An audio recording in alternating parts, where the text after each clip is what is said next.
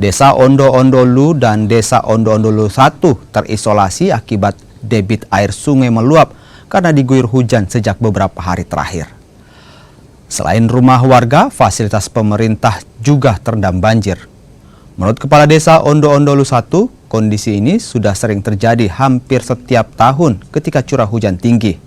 Infrastruktur drainase yang kurang bagus menjadi salah satu faktor terjadinya banjir sampai masuk ke rumah warga.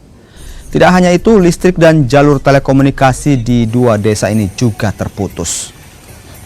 Ini hujan kurang lebih 1 hari 1 malam, Pak. Dan keadaan seperti ini sering terjadi setiap tahun, biasa di bulan Agustus, Juli. Nah, ini terjadi di bulan September. Jadi kami di sini sebenarnya ini membutuhkan seperti drainase yang paling utama karena untuk kelancaran air. Kemudian jecer itu di depan situ sebenarnya kalau bisa dari pemerintah daerah itu bisa dianggarkan untuk diperbesar sehingga air itu